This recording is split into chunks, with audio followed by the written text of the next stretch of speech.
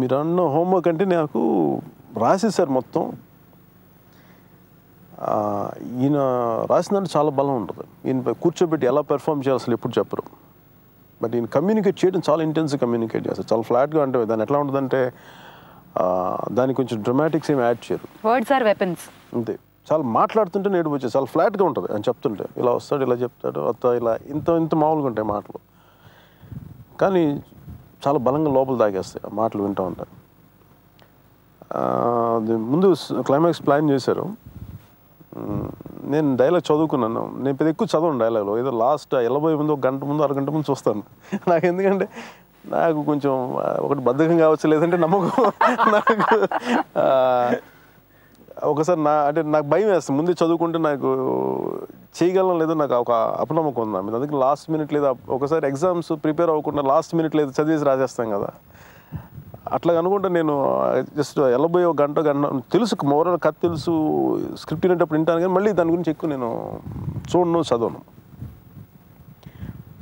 ఒక రోజు ముందు కానీ, లేదంటే ఇప్పుడు మరీ డౌట్ వస్తే ఒక రోజు ముందు చూసుకుంటాను, లేదంటే గంటన్నర ముందు చూస్తాను అంతే. కానీ దీన్ని మటుకు నాకు కొంచెం భయం వేస్తుంది. ఎందుకంటే ఈయన చాలా శక్తి ఉంది మాటల్లో, విపరీతమైన బాధ ఉంది. కొన్ని 2-3 దశాబ్దాలు వాడు బతికిన ఒక 2.5 దశాబ్దాలు వాడు బతికిన వేదన ఉంది. అవి నాకు ఎలా కమ్యూనికేట్ చేయాలో నాకు తెలియలే. నేర్చుకున్నాను అంటే ఆల్మోస్ట్ మన ఇంపోజిషన్లాగా రాసుకున్నాను ప్రతి డైలాగ్. అది దీని ఒక్కదాన్ని కొద్దిగా చేశాను. ఇంపోజిషన్లో రాసుకున్నాను. డైలాగ్ వచ్చింది, పెర్ఫామ్ చేసే ఇచ్చిన ఇలా 4 గోడల మధ్యలో ఈయనకి చదివి వినిపించాను. అది వస్తుంది కానీ కెమెరా దగ్గరికి వెళ్ళి క్లాప్ కొట్టగానే ఇంక రావట్లా. ఫెయిల్ అయిపోయాను యాక్చువల్గా ఫస్ట్ డే ఫెయిల్ అయిపోయాను. అంటే నేను చేయగలుగుతున్నాను కానీ దాని లోపల జీవం లేదు. ఫుల్ డైలాగ్ చెప్పేయగలుగుతున్నాను, కన్నీళ్ళు వస్తున్నాయి, కానీ ఏదో నాకు తెలిసి ఇంకా ఇది నా బాధ కాదనిపిస్తుంది. నేను నిజంగా బాధపడితే ఇలా బాధపడతాను, ఇలా బాధపడను, ఇంకేదో నేను మర్చిపోతాను కదా, కెమెరాని కానీ మనుషుల్ని అందరినీ మర్చిపోతాను కదా, అదేదో దొరకలేదు. సో ఆ రోజంతా ఇంటికి వెళ్ళిపోయి ఇంకా ఆఫీస్లోనే కూర్చున్నాను, ఎవరిని కలవాలా. ఎందుకంటే నాకు చాలా అంటే నేనే ఆయన నెట్టాను, ఇలాంటి క్లైమాక్స్ కావాలి, నేనే ఫెయిల్ చేయలేకపోతున్నాను. ఫెయిల్ అయ్యాను ఆల్రెడీ ఒకసారి. అందరికి ఎలా ఉంటుందంటే చూసేవాళ్ళకి బాగానే ఉన్నట్టు అనిపిస్తుంది, నాకు తెలుసు సరిగ్గా రావట్లేదని. నెక్స్ట్ డే వచ్చేసాను అంతే.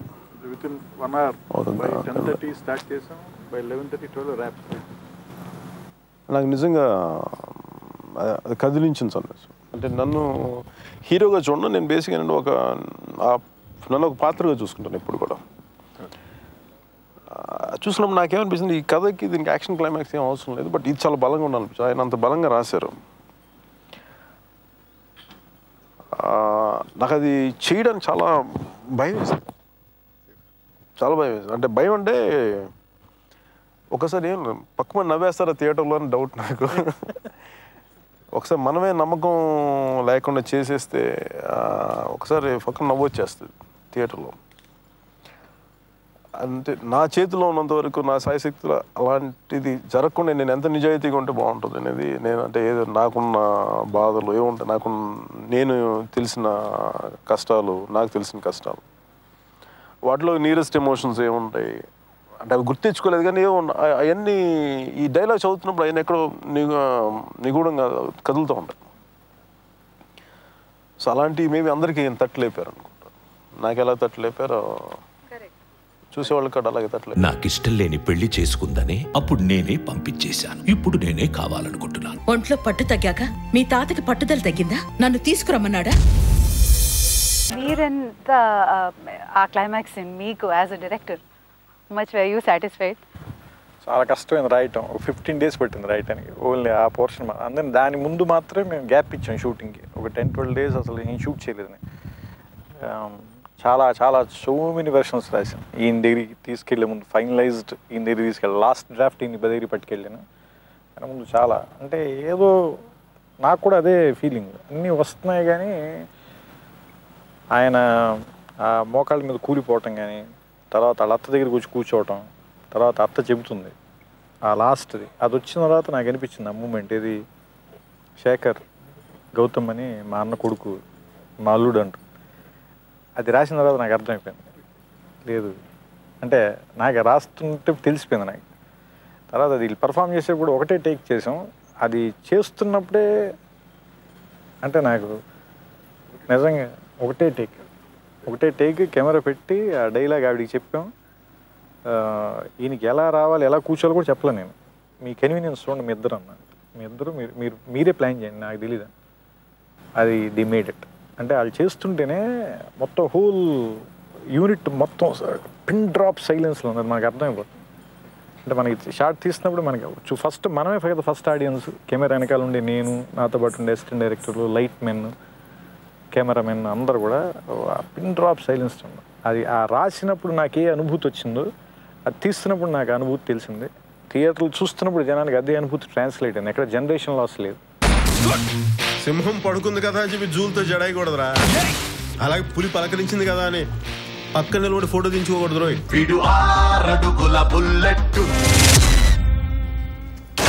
కమింగ్ ఫ్రమ్ ద క్లైమాక్స్, ఈ జనరేషన్ వాళ్ళకి మాకు గౌతముడు అహల్య కూడా తెలియని టైంలో ఈ ఎపిసోడ్ పెట్టాలని, అది ఇంత బ్రహ్మాండంగా చేయాలని. స్వామి నదిగిపోలేదా అంటే అందరూ అయ్యో everybody's talking about that stock of the town.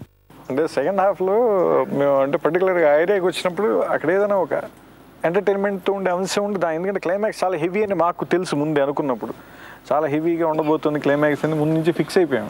దాంట్లో ఇంకేంటంటే ఇంక వెనక్కి తిరగడాలు ఏం లేవు. దాంట్లో మేము కమర్షియల్ ఎస్కేప్లు అలాంటి రూట్లు ఏం పెట్టుకోదలుచుకోవాలి. సో దాని ముందు సరే ఇంకా నవ్వించడానికి నాకు అవకాశం కదా, దాన్ని చాలా బలంగా వాడదామని అనిపించినప్పుడు ఏం చేద్దామని నాకు సడన్గా వచ్చిన ఐడియా ఇది చెప్పా. ఏంటంటే సామాన్యంగా బేసిక్గా కామెడీ చేసేటప్పుడు ఒక తప్పుని చూసి నవ్వుతారు అందరు కదా, ఒక రైట్ మీద నవ్విస్తే ఎలా ఉంటుంది అంటే ఏంటంటే సరే మన అహల్యం సపోర్ట్ చేద్దాం ప్రతి దాంట్లో.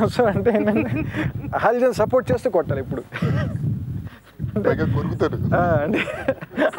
అది ఇంప్రూవైజేషన్ యాక్చువల్గా. ఎందుకంటే పక్కన ఒక రూమ్లో ఈ లైటింగ్ టైంలో వెయిట్ చేస్తున్నారు వీళ్ళంతా.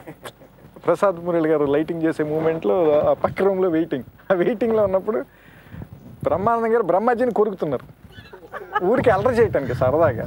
అది ఇంకేదో నచ్చింది, అది ఇంక సెట్ రాగానే వాడేశారు. అది బాగుందని దాన్ని వదిలేసి ఉన్నాను. అలాగే ఆహా ఒకటి అవి లేని బేసిక్గా ముందు అనుకున్నావు కదా, ఆహా అని అవి రాసినవి కాదు, అవి అక్కడ వాళ్ళిద్దరు మూమెంట్.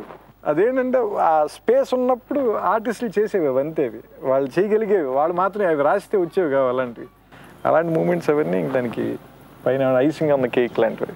అందుకని ఆ రైట్ గురించి ఏదైనా చెప్దాం అనిపించి ఈ ఐడియా వచ్చింది. అది చెప్పగానే బాగా కళ్యాణ్ గారు విపరీతంగా ఎంజాయ్ చేసింది. అది ఆయనకి బాగా, నాకంటే కూడా ఆయనకి ఎక్కువ నమ్మకం ఇది చాలా పేయింగ్ ఎలిమెంట్ వద్దని డౌట్ లేకుండా.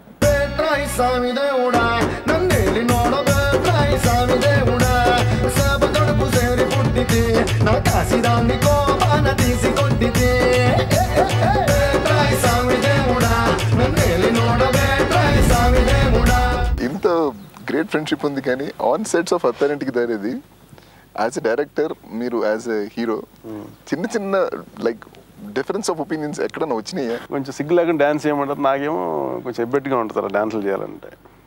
అక్కడ ఒక్క చోట కొంచెం పాప ఆయన ఏదో ఒకలా కొంచెం కింద మీద పడి కొంచెం కోపం విసుగు అన్నీ వచ్చి ఇంకేం అనలేక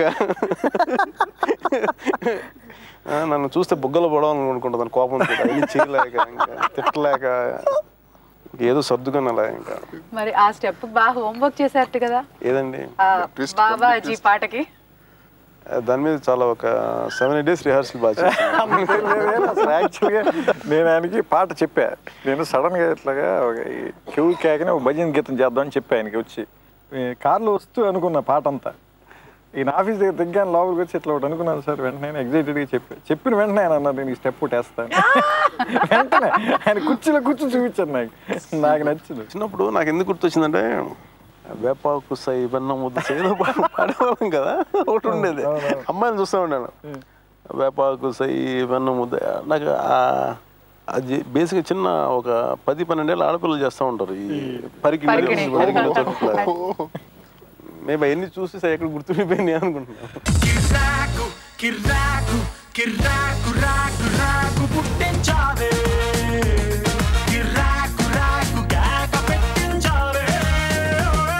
కాటమరాయుడా, the Katamarayuda, all eagerly waiting for that పాట.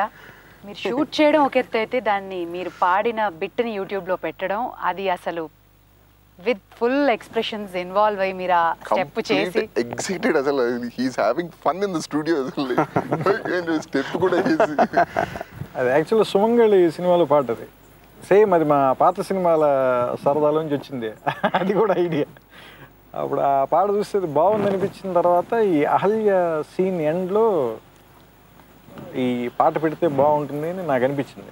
వెంటనే ఈయనతో షేర్ చేశాను. ఎందుకంటే బేసిక్ ఈయనకి కూడా అలాంటి పాటలు అంటే ఈయనకి ఇష్టం. ఇద్దరికి అది కామన్ ఇంట్రెస్ట్ మా ఇద్దరికి. ఎందుకంటే ఈయనకి బేసిక్గా ఉత్తరాంధ్ర, తెలంగాణ జానపదాల మీద, ఆ మాండలికాల మీద చాలా పట్టుంది బేసిక్ కళ్యాణ్ గారు. అంటే చాలా వాళ్ళు బాగా లోపల పండగలకి, తర్వాత చాలా అకేషన్స్కి వాళ్ళు పాడుకునే పాటలు, వాళ్ళ తర్వాత వాళ్ళు పని చేసుకునేటప్పుడు ఉండే పాటలు బేసిక్గా సరదాగా ఇష్టపడి నేర్చుకున్నాను. అంటే జెన్యూన్గా ఇష్టం ఉండి నేర్చుకున్నాను.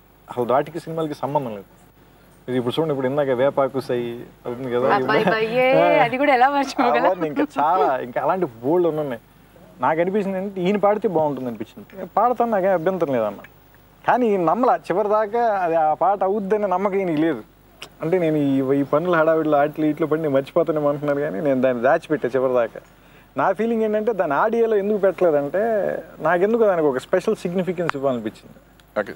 And it's tribute to Gauripati Shastri garu and Sumangali team, and tribute to the